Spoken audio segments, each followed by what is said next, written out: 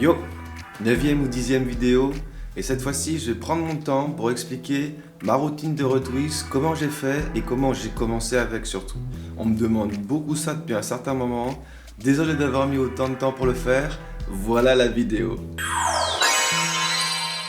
Alors, à chaque fois que je fais ce genre d'explication, il faut que j'explique encore une fois mon processus pour mes dreadlocks. J'ai commencé avec de l'interlocking sur le début, et après 2 séances d'interlocking, ou peut-être 3, je me rappelle plus très bien, j'ai complètement arrêté, parce que c'est à ce moment-là que j'ai commencé à me renseigner sur les techniques de dreadlocks, sur ce qui était le mieux pour mon cheveu, sur ce qui valait le mieux par rapport à mon rythme de vie, etc. etc. Wow.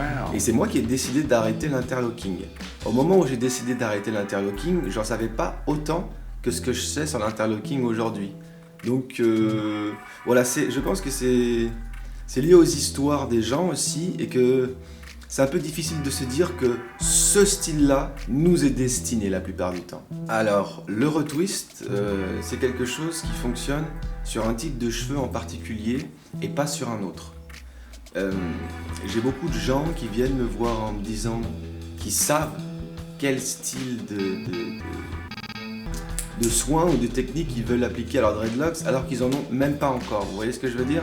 Le travail à la base, c'est de prendre un peu de recul, de se dire qu'on connaît son type de cheveux et de regarder les techniques qui sont possibles avec le type de cheveux ou pas. Mais c'est pas souvent ça qui se passe. Donc je vous le dis tout de suite, les gens avec les cheveux raides, le retwist, ça va être très compliqué pour vous. Ça va vraiment être quelque chose qui peut-être même vous dégoûter des dreadlocks tellement le résultat ne peut ne pas donner ce que vous espériez. Je rentre un peu dans l'explication technique du retwist, mais il faut comprendre que quand on retwist, déjà, il faut utiliser un gel, d'accord? Quand je prononce le mot gel, en général, c'est très péjoratif. Parce qu'on imagine ce gel recoiffant qu'on utilise, où on se faisait des petites mèches, des machins. J'ai pas utilisé de gel, vous vous en doutez, mais mon père s'en servait, ma famille s'en servait, mes amis s'en servaient, etc. et tout. Ce n'est pas le même gel, ça n'a rien à voir. Le gel pour les dreadlocks, il est différent de par sa composition. Il faut voir ça un peu comme les mailles d'un jean. Okay. Après plusieurs lavages, le jean il rétrécit. Vous voyez ce que je veux dire? Les gens ils comprennent pas trop, mais on a l'impression que le jean il devient plus fit, on a l'impression que il resserre, etc. C'est juste qu'à force de le laver, les mailles rétrécissent. L'action du gel sur les dreadlocks, c'est exactement la même chose. Quand le gel va sécher, il va faire que les mailles, les cheveux rétrécissent, se rapprochent et se collent entre eux. C'est juste ça. Donc l'intervention d'un gel est obligatoire. J'en parlais tout à l'heure dans ma vidéo de 2 ans de dreadlocks.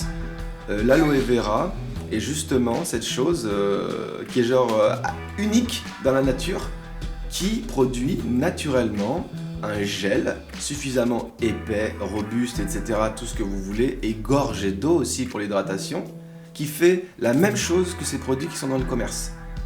Et les résidus sont différents, parce qu'il y a des résidus naturels, et il y a des résidus issus de procédés chimiques.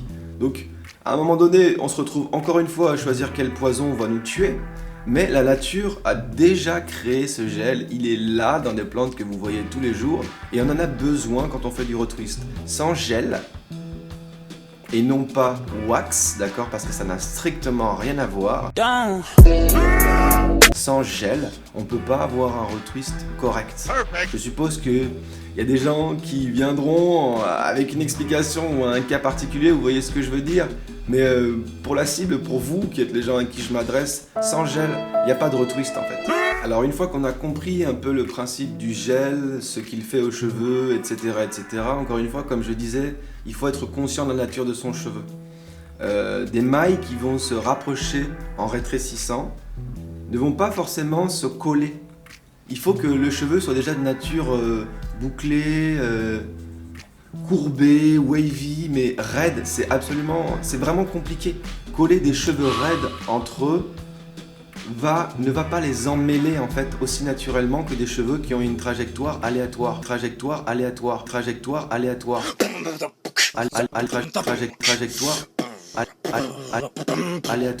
Ça, je pense que c'est assez simple à comprendre, je pense, dans la théorie, je me dis déjà. Donc ça, regardez, checkez déjà dès le début si c'est pour vous ou pas. Le retwist, c'est également une technique qui peut mettre les gens sous pression. Et je me comprends quand je dis ça parce que en fait, on observe et on constate étape par étape le processus de lockage. Donc les gens qui se font du twist auront tendance à croire qu'ils ont une tête un peu moins soignée et un peu moins stylée que ces autres têtes qu'on peut voir sur Instagram. Mais c'est le choix, c'est un choix. Pouvoir voir son jardin et les stades de locage de vos cheveux, ça c'est quelque chose, il faut se dire, quand on fait du twist, on peut pas passer à côté de ça. Okay. Si vous êtes perfectionniste du style un cheveu qui vole et ma journée est ratée, ou ma journée est ci, ou justement faire que ce cheveu qui vole va être un cheveu que vous voulez toujours aplatir, toujours remettre, faire disparaître, etc., etc., etc. C'est comme ça qu'on abîme ses cheveux. Et c'est comme ça que j'essaye de faire réaliser aux gens que le style, lui, est efficace, mais que lié à cette personnalité, qui peut être tout ce que vous voulez, d'accord, ce ne sont pas des défauts que j'alloue aux gens, il faut se connaître. Il faut se connaître, c'est le plus important. Un style peut ne pas vous aller uniquement par rapport à votre caractère et par rapport à l'attention que vous avez sur vous-même. Si vous n'êtes pas patient, encore une fois, crochet. Le crochet, c'est pour tous les impatients, d'accord ? Il y a même des gens qui arrivent à choisir la technique du twist et d'allier le crochet. C'est-à-dire qu'ils veulent quand même le twist parce que pour eux, le dreadlock, ça se fait comme ça, c'est la manière naturelle et tout. Mais ils n'aiment quand même pas les cheveux qui volent. Donc, en combo du twist, ils iront au crochet. Mais vous voyez ce que je veux dire ? Eux, on peut dire qu'ils ont trouvé. On peut dire qu'ils ont trouvé leur routine, leur voie. Personne ne peut vous dire que c'est la mauvaise. Mais arrivez pas en disant que vous savez ce que vous voulez pour vos dreadlocks. Bon, du coup, j'ai quand même beaucoup parlé. J'ai ma casquette depuis tout à l'heure. Je vous montre de près. Attendez, hop là. Donc voilà ce que je disais. Regardez.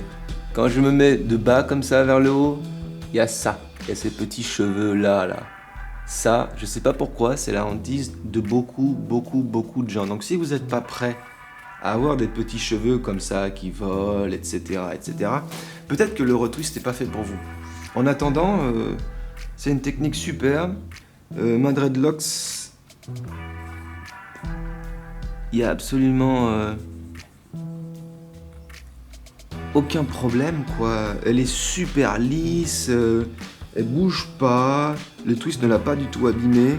En comparaison, excusez-moi, au crochet, c'est que la dreadlocks twistée, mon crochet, il va jusque là.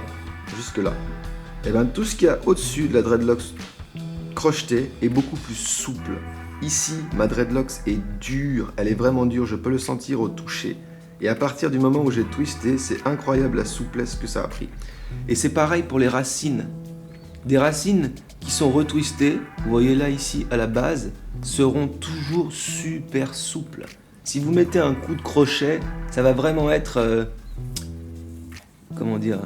tout droit, vraiment tout raide. Et il tournera pas pareil, il tombera pas pareil. Vous pourrez moins vous amuser. Enfin, c'est différent. Le twist, au début, c'est une galère.